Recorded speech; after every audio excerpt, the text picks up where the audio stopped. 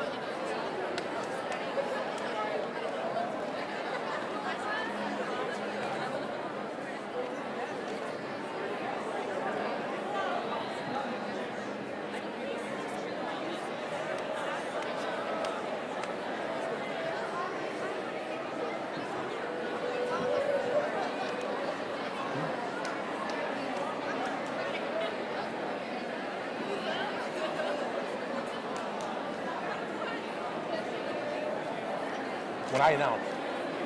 Yep.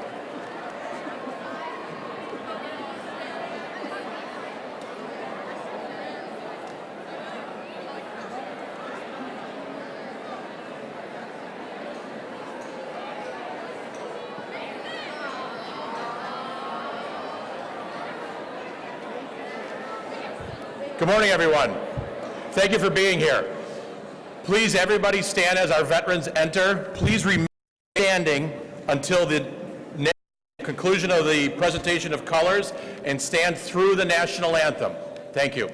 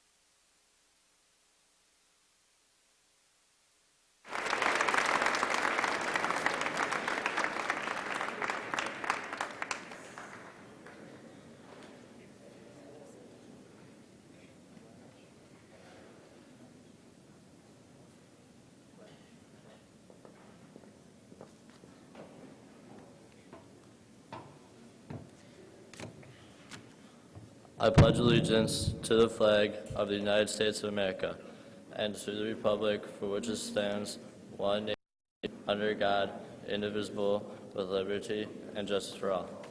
Thank you.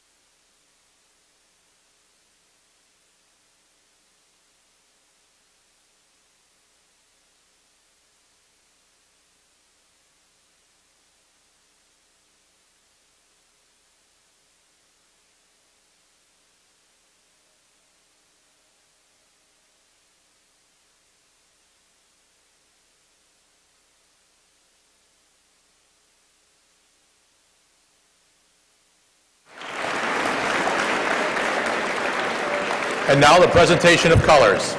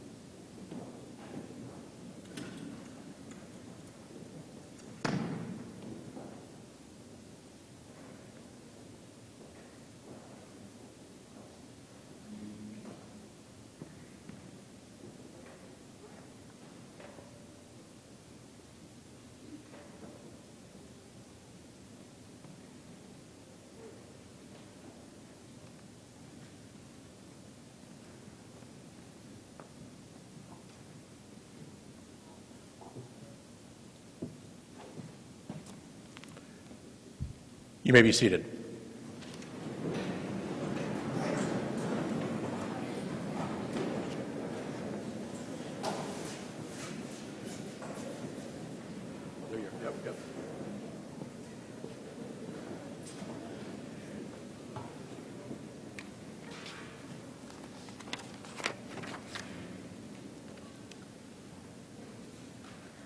The words to the Star-Spangled Banner come from a poem called Defense of Fort McHenry, written by a man named Francis Scott Key. Key was an American who was forcibly kept aboard a British ship during the bombardment of Fort McHenry by British ships in 1814. He wrote the poem to express his happiness that the American fort did not fall to the British and that he could see the American flag continue to wave. The poem was soon set to a popular tune and, in 1931, was made the national anthem. There are 4 verses to the Star-Spangled Banner, although we typically only sing the first. The 4th verse is sometimes sung on special occasions, and the words seem especially fitting on a day like today. Oh, thus be it ever, when free men shall stand between their loved home and the war's desolation. Blessed with victory and peace, may the heaven-rescued land praise the power that hath made and preserved us a nation. Then conquer we must, when our cause it is just, and this be our motto, in God is our trust. And the Star-Spangled Banner in triumph shall wave, o'er the land of the free and the home of the brave.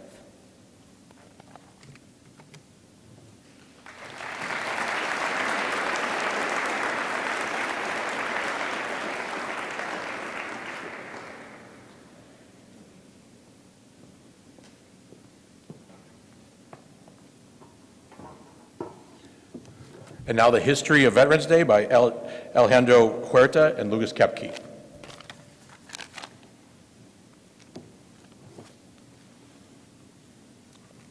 We will continue on. There they are. So, oh, sorry. Didn't see it. Sorry, Lucas.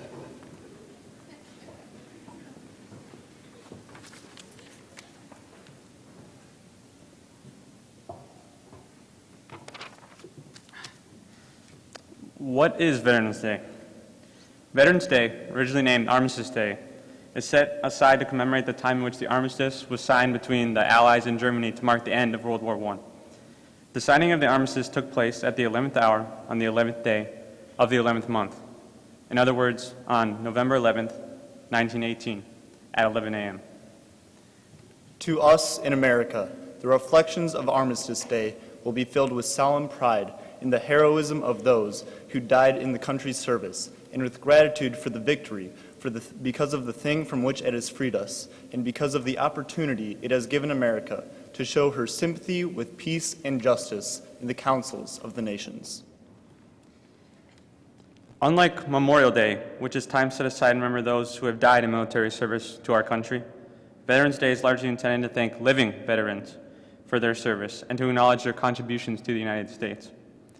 On Veterans Day, we show our appreciation of living veterans and underscore the fact that all those who have served, not only those who have died, have sacrificed and done their duty. Today, the Veterans Day National Ceremony is held each year on November 11th at Arlington National Cemetery. The tradition-rich ceremony commences at 11 o'clock a.m. when the President lays a wreath on the tomb of the unknown soldier and a bugler sounds taps. The ceremony then continues inside the memorial amphitheater adjacent to the tomb, where a color guard composed of members from each of the armed forces and various veterans organizations participates in a parade of flags. Throughout the United States, citizens take time on Veterans Day to thank the men and women for their service to promote and protect our freedoms. Elkhorn High School would like to take this opportunity to say thank you to all who have served so unselfishly for our great country. We hope that our program will show you the respect, honor, and gratitude that you deserve. We are grateful to have you here today.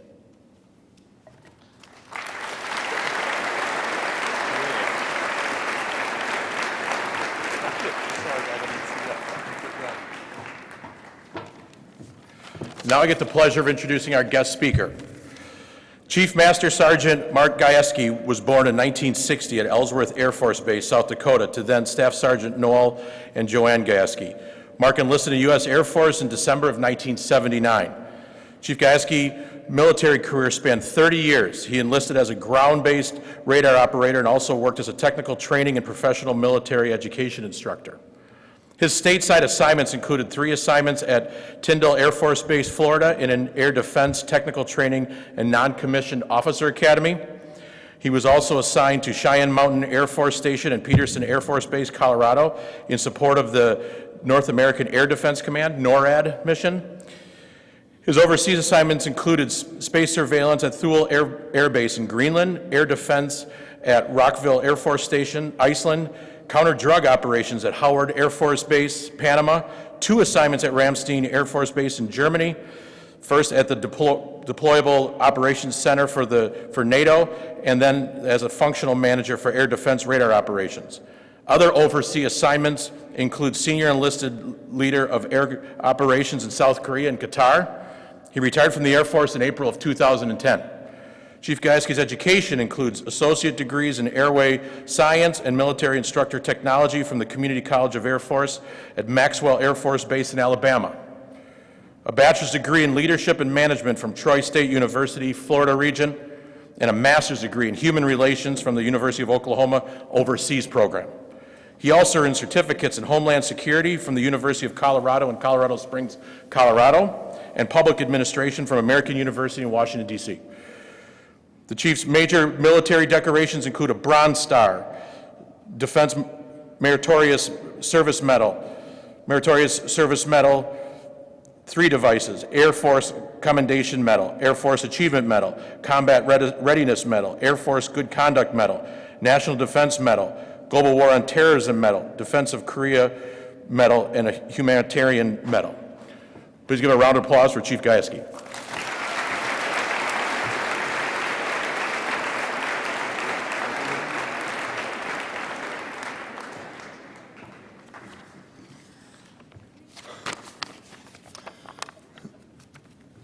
Now all the boring stuff out of the way, let me get down to the real deal. It's an honor to speak here this morning. Thank you for the opportunity, Principal Trottier and Mr. John Anzalone, for the invite. I'm humbled to be actually your second string for this morning's event. If you didn't know, Mr. Jeske, John Jeske, would have been here had he not had an altercation with a ladder and the ladder won. I hope he gets better, but he is recovering at home.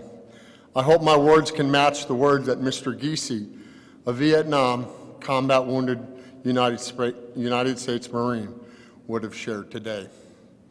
So I'm gonna scratch this first part. Now, I'm a veteran of 30 years. I'm gonna talk about what that means to me. And I was gonna talk about what little history of Veterans Day. So I'm gonna cut it short. Now, we didn't learn our lesson after we came up with Armistice Day in World War I, the Great War. We unfortunately had World War II and the Korean War. And in the 1950s, that's when it became Veterans Day. And unfortunately, the lessons are still hard to learn because we've had Vietnam War and the unnamed wars that we've had service members at throughout history, up through Desert Storm and into Afghanistan, and what continues today, the War on Terror. As a veteran, I was blessed to have been a defender of our nation. I volunteered and enlisted in the Air Force, and I started my active duty in 1980.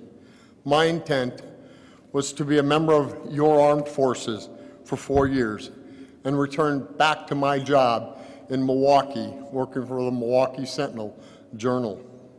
Well, things didn't go quite as planned or as I had intended, and those 4 years eventually turned into 30. I chose a mission that I worked behind a radar scope, where I identified the bad dots so the good dots could help make the bad dots go away. Many of my brothers and sisters in arms had it tougher, for I did not measure my enemy by the white of their eyes. My meters in conflict were measured in hundreds of miles. In my career, I was able to see many parts of the world, and Mr. Trottier listed them off. The good thing is I got to see those. The bad thing is sometimes I missed family birthdays, anniversaries, and school events. Even when joined by my family, holidays just were another mission day. I learned to appreciate the simple things, though, like mail call. Nothing brightened up the day. To receive mail from home, or even it was just a drawing or a few words from some unknown child participating in a letter writing campaign. It dawned on me the other day, since joining the Air Force in 1980, my 6 years here at Elkhorn, when we moved here, are the longest I've been in one place. Maybe that's because the others couldn't tolerate me. They haven't kicked me out yet. But this is home for 6 years, and I don't plan on going anywhere. So all the ups and downs of my military career were just part of the mission, a mission where I cannot imagine doing anything different, as I got the privilege to serve and protect our country.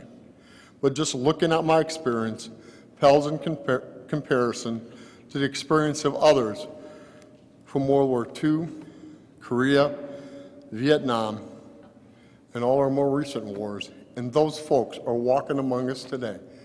And I know there's at least 3 World War II veterans in here. We are blessed to have them here. And this is where it gets real. It was described as horrible, ghastly, and ghoulish. These are some of the adjectives Medal of Honor recipient David Bellavia used to describe the battlefields that he saw in Iraq. It was during the height of the Iraqi War in the Second Battle of Fallujah, where Staff Sergeant Bellavia distinguished himself by rescuing an infantry squad that was pinned down by machine gun fire while the soldiers went house to house to clear the city of insurgent strongholds. Bellavia's actions during that pre-dawn mission in November of 2004 earned the former non-commissioned officer the distinction of being the Iraqi War's first living recipient of the military's highest award for valor. While Staff Sergeant Bellavia's valor is exceptional, even amongst the extraordinary, his heroism is one story of the millions of living veterans. I hope by your attendance here today, you hold your nation's veterans in high esteem. But how many of their stories do we truly know? Like the story of an Army Private First Class, Monica Lynn Brown. PFC Brown was a combat medic when she deployed to Afghanistan. On April of 2007, a roadside bomb tore through her convoy, wounding 5 soldiers. After the explosion, this 19-year-old soldier ran through insurgent gunfire and used her body to shield her wounded comrades. While mortars fell less than 100 yards away, her citation reads, "Bravery and selfish action and medical aid rendered under fire saved the lives of her comrades and represents the finest tradition of heroism in combat." Her bravery and actions in the remote southeastern Afghanistan province would lead to her to become the first woman to earn the Silver Star in Afghanistan and just the second woman to do so since World War II. Again, the exceptional in the extraordinary. Camaraderie, a warrior ethos, and esprit de corps, all words we can use to describe what it is meant to be a veteran and to have served in our nation's military. In each other, we find community. We find it through our service organizations and in service or unit Facebook groups. We find it in the familiar decal on the rear window of a passing car. Many times, we see ourselves in one another. When we see and read about in the news, and it's all too often, here's another example, is when news got out that a Vietnam War veteran had no living relatives to attend his funeral. The veteran community was there. Friends of this past veteran, Wayne Wilson, had put out calls for others to come to his burial. It was in Michigan, and he expected a handful of people. But when the word spread through service organizations and word of mouth, 3,000 people, mostly veterans, showed up to pay their respect. A veteran himself, Richard Stewart, summed up the extraordinary event, saying, "Every veteran has a right to have a funeral like this." Now, these are just 3 stories. 3 stories from the millions out there to be told and heard. So before you leave today, students, or before the end of the week, I challenge you. Find a veteran and ask him or her to tell their story. Every single woman and man who has raised their right hand and pledged to give their life for their country, if needed, did so for a reason. Ask them why. But I caution you, sometimes their stories are not easy to tell. But the stories and memories of veterans are our most powerful weapon in securing a future for those who will follow us. As veterans, we are acutely aware of the sacrifices made by our service members. We are equally aware of the cost of these sacrifices. We know the value and the lessons that our military service bestowed upon us. These are things we cannot afford to lose to time.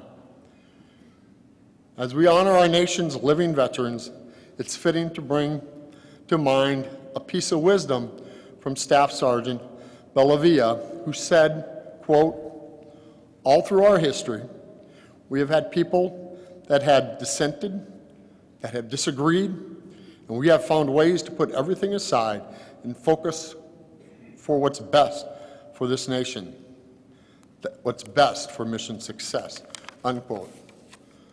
So, to those of you who came before me, to those who I had the privilege to serve with, and to those who have followed, thank you for your selfless service, as today we honor you who have worn our nation's uniform. Bless you all for being here and for all you have done.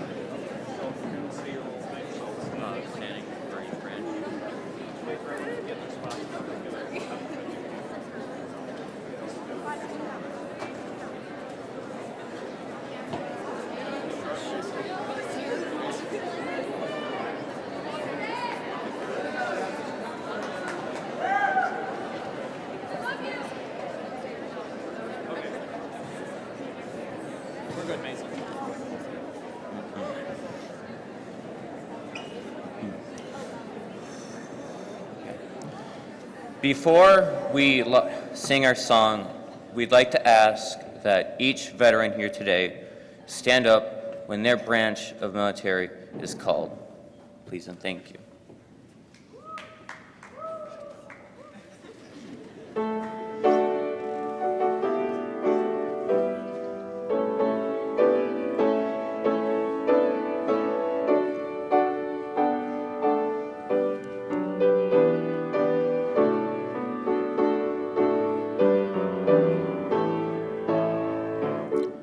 Army.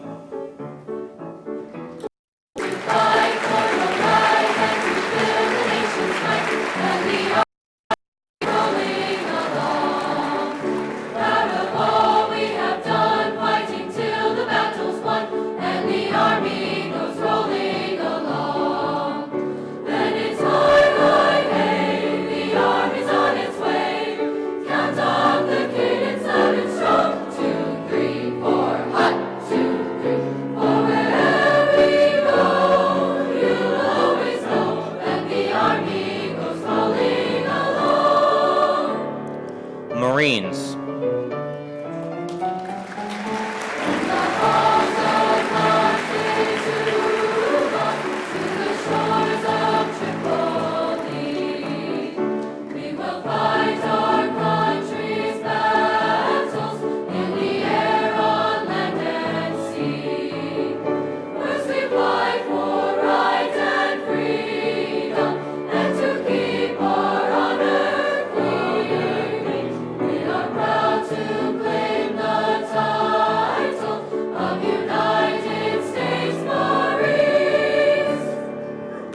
Coast Guard.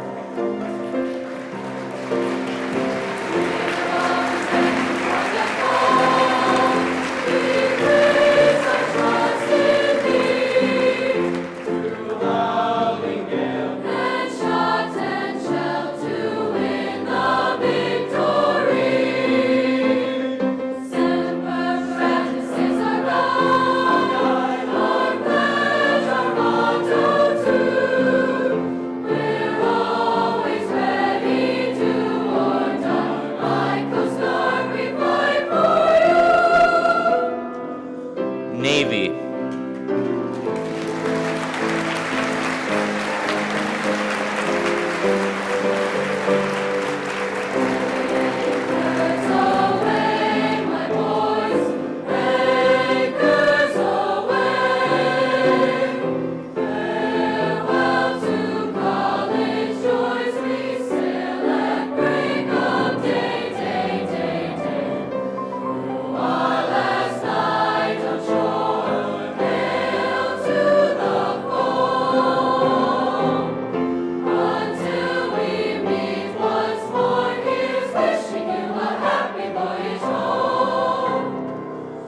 Air Force.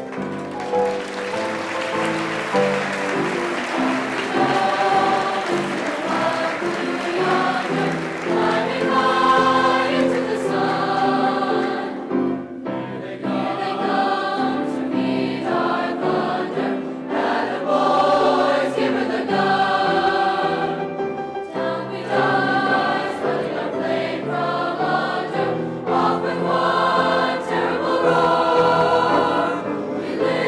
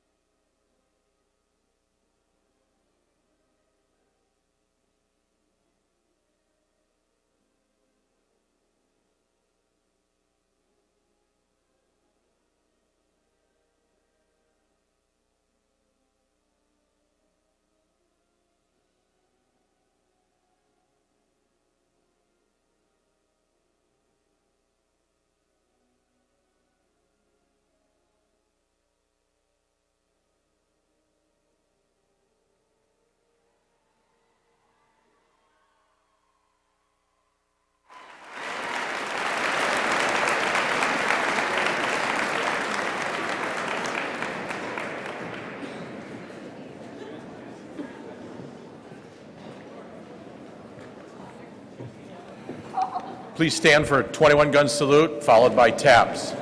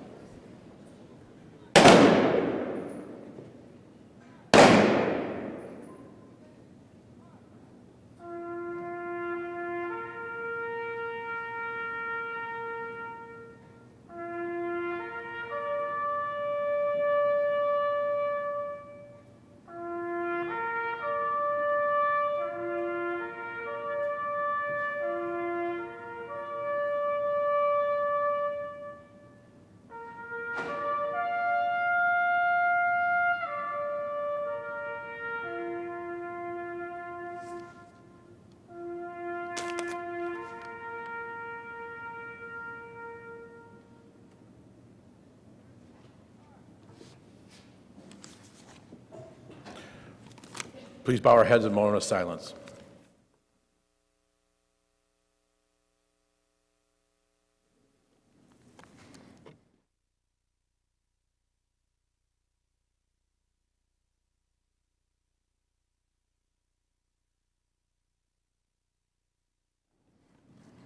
Thank you. Please remain standing as we retire the colors.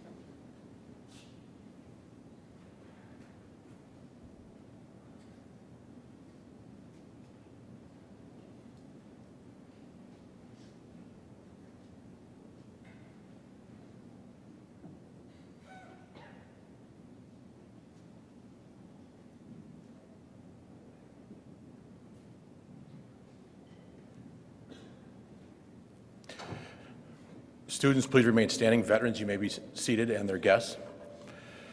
Students, and faculty, I'd like to take a moment right now as we retired the colors and put closure to the end of this program. But before we do, let's please give our veterans a round of applause and a standing ovation.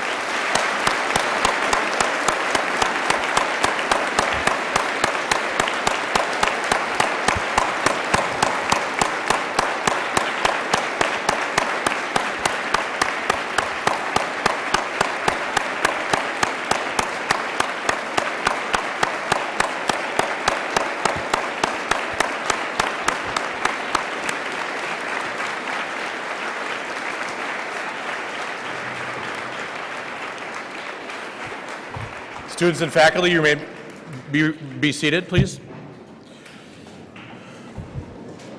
Now I get the honor of thanking everybody. 6 years ago, we started this journey, and we're very proud of what this event has evolved into. 6 years ago, I stood up here, and we'll just put it this way, we didn't need as many chairs. I'm very proud to say that this has evolved into truly a community celebration. And with that, it's a lot of moving parts, and there's a lot of people involved. So as I go through my thank yous, if I forget anybody, I apologize. So I'll try and be as generic as possible. So first of all, I just want to thank food service, our custodial staff, our IT department, the band, the choir, everybody who's been involved to make sure this event runs smoothly. Please give them a round of applause.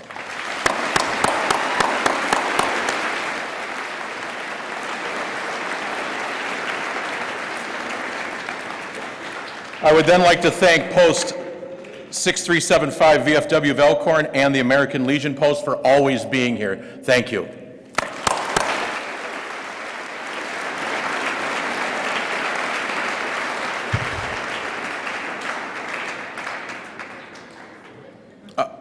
I know he said he was the second speaker, but he did a heck of a job, and we thank him for being here. Chief Master Sergeant Mark Jeske.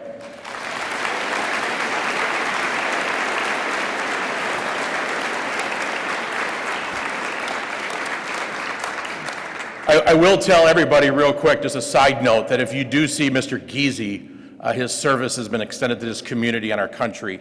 And he was part of when we reached out to him 6 years ago, he was an integral part of making sure this happens. So when you see him, if you don't know who he is, find out. Please thank him for everything he's done for this community and country. So it's too bad he couldn't be here.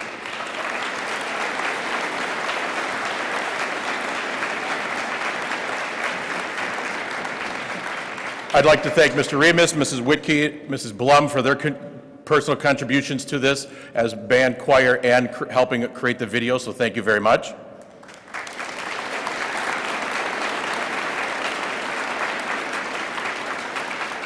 I want to give a special shout out to Mrs. Jenkins, who made this whole thing happen. Thank you.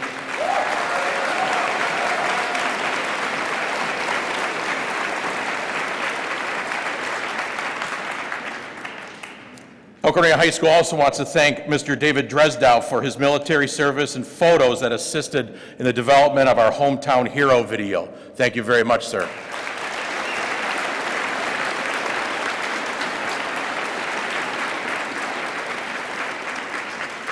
One shout out, thank you to our faculty for supporting us and making sure this happens and educating our kids and giving them the right to all these veterans have fought for, which is a free and appropriate public education. You are an integral part of our community, and thank you for your service.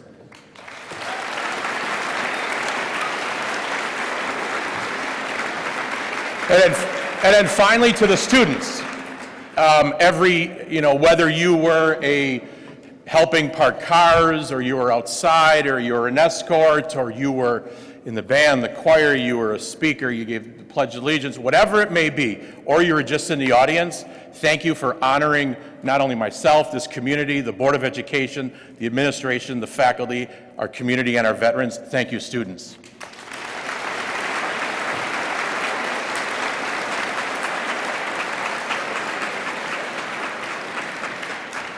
All right, students, quick note, you will be going to third hour, all right? But before you do that, we would like our veterans to exit first, so please hold off students. We will, at this point, ask our veterans, as it is arranged by the AHS band, to play an American Celebration as they exit. Students, hold off. I will dismiss you when all the veterans and their guests have exited. Thank you.